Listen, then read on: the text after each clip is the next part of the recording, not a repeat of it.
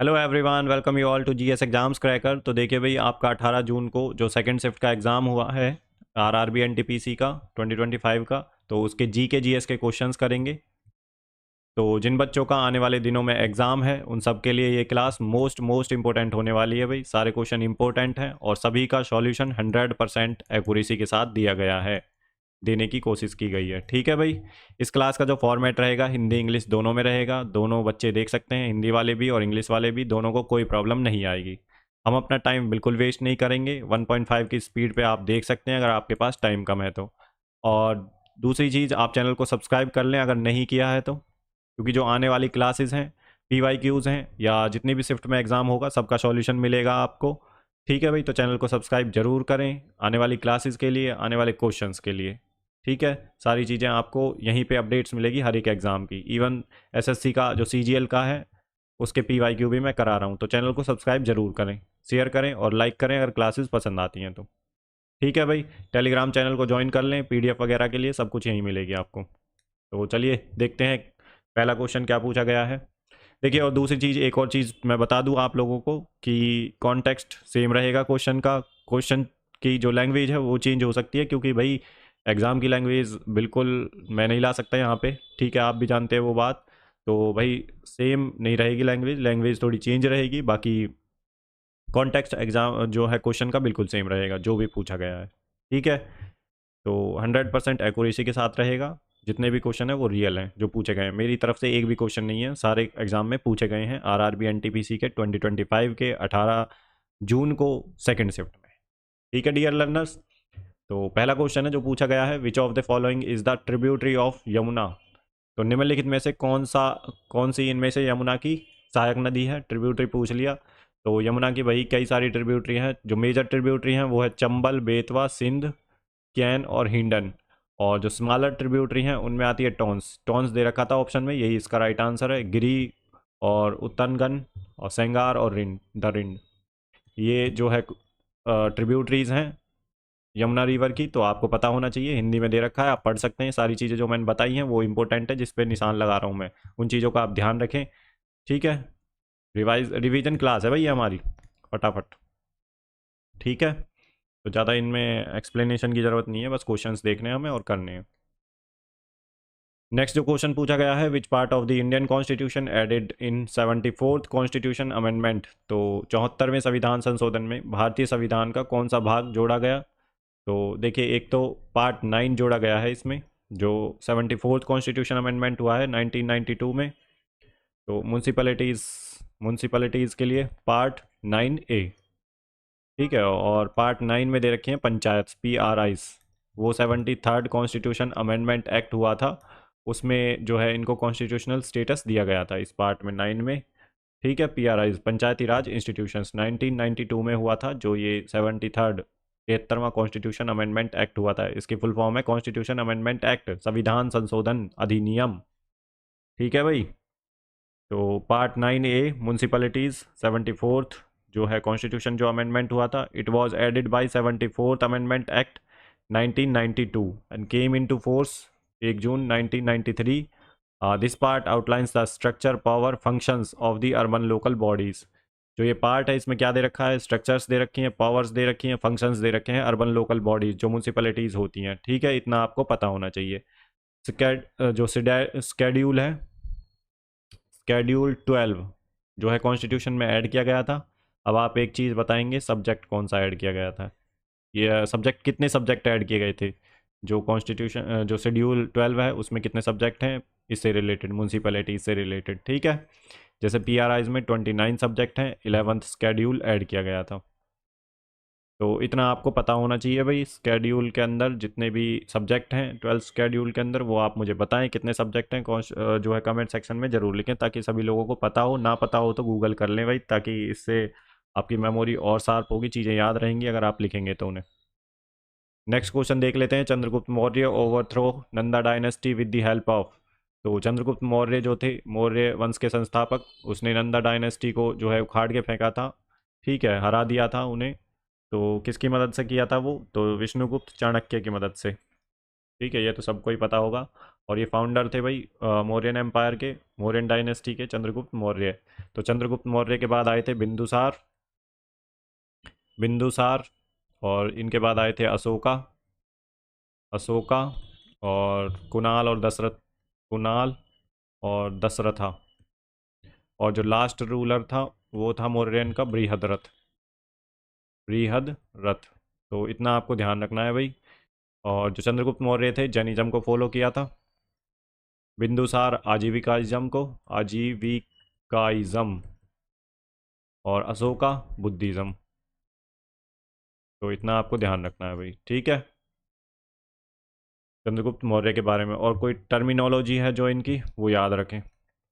एक बार सर्च कर लें गूगल पे, नहीं पता है तो जहाँ नोट्स हैं आपके वहाँ देख लें, अगर लिखवा रखी है टर्मिनोलॉजी टीचर्स ने तो टर्मिनोलॉजी जरूर देख लें, क्योंकि पूछ रहा है चंद्रगुप्त जो मौर्य एम्पायर है उसकी टर्मिनोलॉजी, ठीक है, एडमिनिस्ट्रेशन से रिलेटेड।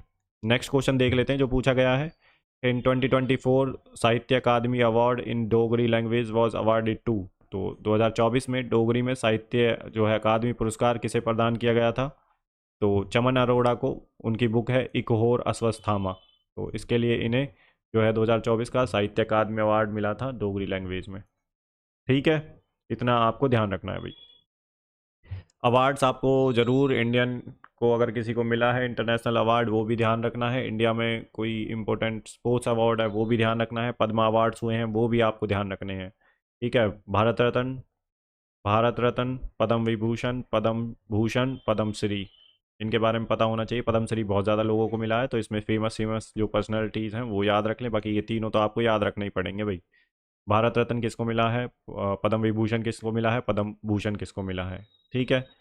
तो ये चीज़ें आपको याद रखनी पड़ेंगी भाई, कुछ चीज़ें आपको रटनी ही पड़ती हैं एग्जाम में, और वो रटनी पड़ेंगी, वनडे एग्जाम में रटनी पड़ती हैं भाई चीज़ें कुछ, ठीक है, फैक्चुअल पूछते हैं वो। वैसे स्टेटमेंट बेस्ड भी क्वेश्चन आ रहे हैं, पर स्टेटमेंट बेस्ड वाले क्वेश्चंस लेना बहुत मुश्किल है भाई यहाँ पे, क्योंकि स्टेटमेंट याद भी होनी चाहिए वो। तो ऐसा तो ठीक है, तो जो हमारे क्वेश्चन रिपीट हो रहे हैं, जो छोटे क्वेश्चन है वो हम लेके आ रहे हैं यहाँ पे।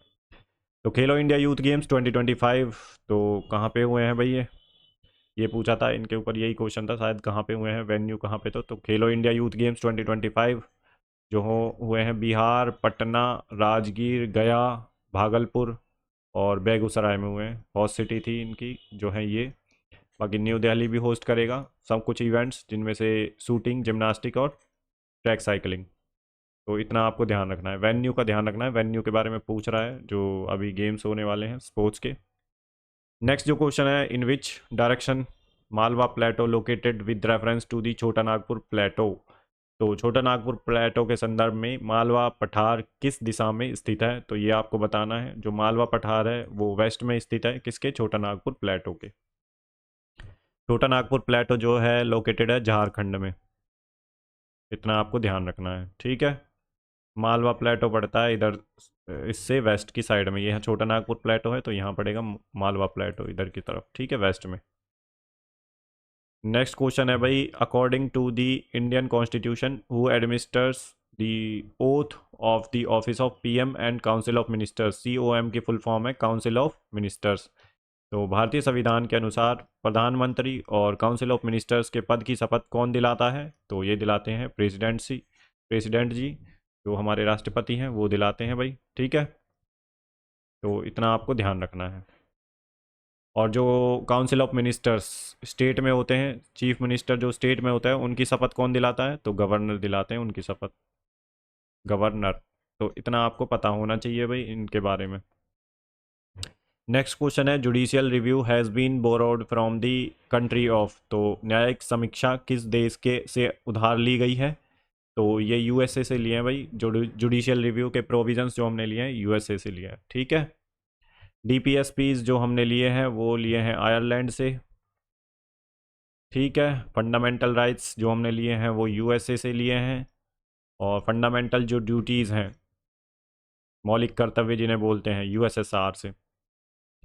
तो ये सारी चीज़ें आपको पता होनी चाहिए भाई, कौन सा एलिमेंट हमने कॉन्स्टिट्यूशन में किस कंट्री के जो है कॉन्स्टिट्यूशन से लिया गया है। फ्रेटर्निटी, इक्वालिटी और लिबर्टी हमने लिया है फ्रांस से, फ्रेंच कॉन्स्टिट्यूशन से, ठीक है भाई। तो इतना आपको ध्यान रखना है। नेक्स्ट क्वेश्चन देख लेते हैं, लीपुलेख दर्रा जो हाल ही में समाचारों में देखा गया किन देशों के त्रिकोणीय संगम के पास स्थित है? तो ये इंडिया, तिब्बत और चाइना। उत्तराखंड में लीपुलेख जो है उत्तराखंड में स्थित है, जो लीपुलेख पास है, तो त्रिकोणीय संगम के पास स्थित है ये। तो इंडिया में स्थित है, उत्तराखंड में लीपुलेख जो है तिब्बत चाइना, और तिब्बत चाइना वाला जो है और इंडिया में, ठीक है, उसके त्रिकोणीय संगम के पास स्थित है ये। नेक्स्ट क्वेश्चन देख लेते हैं जो पूछा गया है भाई, what is the slum population in India according to the census 2011? तो 2011 की जनगणना के अनुसार भारत में झुग्गी बस्तियों की आबादी क्या है? तो झुग्गी बस्तियों की आबादी देख लेते हैं। Slum population in India was 65.49 million, और 13.9 million household across 26 towns and cities. तो this constitutes 17.4 of the total urban population and 5.4% of the country's total population. तो इतना आपको ध्यान रखना है भाई, इनमें से जो भी हो वो जो आंसर में था वो सही होगा भाई। तो कुल शहरी आबादी का 17.4% और देश की जितनी आबादी है उसका 5.4% जो है स्लम पॉपुलेशन है, ठीक है। तो ये सब चीज़ें दे रखी हैं, आप एक बार देख लें आने वाली शिफ्ट के लिए। तो नेक्स्ट क्वेश्चन देख लेते हैं क्या पूछा गया है भाई, डायमेंशनल फार्मूला ऑफ डेंसिटी। तो घनत्व का आयामी सूत्र क्या है? तो डायमेंशनल फार्मूला जो डेंसिटी का है, m⁻1 l⁻³ और t नॉट। तो डेंसिटी क्या होती है? मास पर यूनिट। डेंसिटी को हम कैसे मेजर करते हैं? तो मास पर यूनिट वॉल्यूम होता है। मास में क्या होता है? m होता है भाई। वॉल्यूम में क्या होता है? लेंथ, ब्रेथ और हाइट। तो इसको भी कैसे नापते हैं? मास उसमें नापते हैं l में लेंथ को, तो l3 हो जाएगा यहाँ पे, क्योंकि ये भी l में ये भी l में, लेंथ में नापते हैं ना डिस्टेंस को। तो मास की पावर 1 अपॉन में l की पावर 3, तो ये ऊपर जाएगी भाई। तो m की पावर 1 l की पावर -3, t की कुछ नहीं है तो 0 हो जाएगी। तो यही इसका फॉर्मूला बन जाएगा। ऐसे बनाते हैं जो है डायमेंशनल फार्मूला, ठीक है डियर लर्नर्स। नेक्स्ट क्वेश्चन देख लेते हैं भाई, क्या है? Make in India scheme was started on. तो मेक इन इंडिया योजना कब शुरू हुई?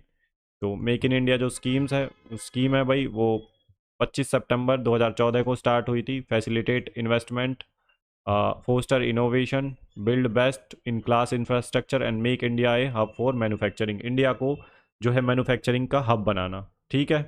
तो ये हमारा काम था, जॉब्स, ठीक है, क्रिएट करना, जिसकी वजह से जॉब क्रिएट होंगी। अगर मैन्युफैक्चरिंग इंडस्ट्री लगेंगी तो भाई जॉब्स क्रिएशन होगा, इकोनॉमी ग्रो करेगी। तो यही हमारा मेक इन इंडिया का पर्पज़ है भाई, जो आया था 2024 में 2014 में लॉन्च की गई थी 25 सितंबर को। तो इतना ध्यान रखना है, ये इंग्लिश में हिंदी में आप पढ़ सकते हैं भाई, ठीक है।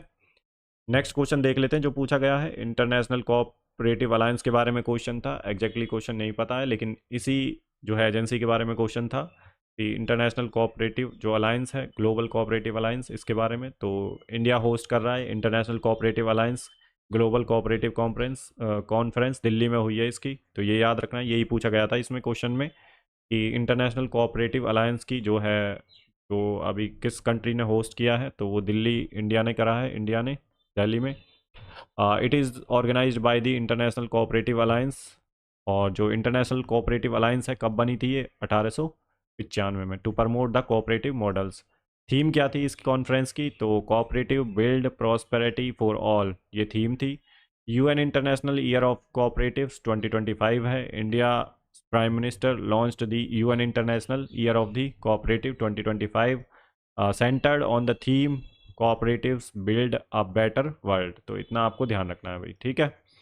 तो ये हिंदी में आप पढ़ सकते हैं, जो ऊपर लिखा है यही जो है इंग्लिश में लिखा है। जो इंपॉर्टेंट है वो मैंने आपको बता दिया। नेक्स्ट जो है हम देख लेते हैं क्वेश्चन क्या है, what is the function of the formula जो है bar is in M S Excel. तो एम एस एक्सल में फार्मूला बार का क्या कार्य है? तो the formula bar in Excel is primarily used for entering, editing, displaying formulas, functions and other data within a cell, तो provide dedicated space to view and edit all cell content। तो यही question, यही option में था, ये सही है भाई, ठीक है। तो नेक्स्ट क्वेश्चन देख लेते हैं जो पूछा गया है, व्हाट विच कीबोर्ड शॉर्टकट जो है key use to open window explorer in the window operating system. तो विंडो ऑपरेटिंग सिस्टम में विंडोज़ एक्सप्लोरर खोलने के लिए कौन सी कीबोर्ड शॉर्टकट कुंजी का उपयोग किया जाता है? तो the keyboard shortcut to open Windows Explorer और now called File Explorer explorer explorer pronunciation में थोड़ी भाई कई बार हो जाती है, बोलता नहीं है। इन विंडोज़ इन इस विंडो की प्लस ई दबाते हैं। तो ये शॉर्टकट की है भाई, आपको ध्यान रखनी है, शॉर्टकट की पे एग्जामिनर को बहुत ज़्यादा फोकस है, लगातार काफ़ी क्वेश्चन पूछ रहा है। In file explorer how will you create a new folder with the shortcut की? तो फाइल एक्सप्लोरर में आप शॉर्टकट कुंजी के साथ एक नया फोल्डर कैसे बनाएंगे? तो कंट्रोल शिफ्ट प्लस एन की मदद से। तो ये शॉर्टकट की के क्वेश्चंस हैं भाई, काफ़ी ज़्यादा पूछे जा रहे हैं। नेक्स्ट क्वेश्चन है भाई हमारा जो पूछा गया है, NVS-02 satellite launched by which rocket? तो NVS-02 जो उपग्रह है किस रॉकेट के द्वारा लॉन्च किया गया है? तो GSLV F-15 के द्वारा। याद रखना है आपको, इसरो के जो भी मिशन है अभी रिसेंटली में हुए हैं 2024 में और 2025 में, वो ज़रूर ध्यान रखने हैं आपको। ठीक है, तो यहाँ पे हमारे जो भी इंपॉर्टेंट क्वेश्चंस थे वो कंप्लीट कर लिए हैं हमने। ठीक है भाई, तो आने वाली क्लासेस के लिए देखिए चैनल को सब्सक्राइब कर लें। जो आने वाली शिफ्टों में हमारा एग्ज़ाम है उसके क्वेश्चंस के लिए, PYQ के लिए, SSC के PYQ मैं करा रहा हूँ, वो भी अगर कोई बच्चा CGL का एग्ज़ाम देगा तो उसके लिए भी इंपॉर्टेंट है। बाकी अपने दोस्तों के साथ शेयर करें, क्लास पसंद आई तो लाइक करना बिल्कुल ना भूलें। ठीक है भाई, बाकी मिलते हैं नेक्स्ट क्लास में, तब तक के लिए अपना ध्यान रखिए। गुड बाय, जय हिंद।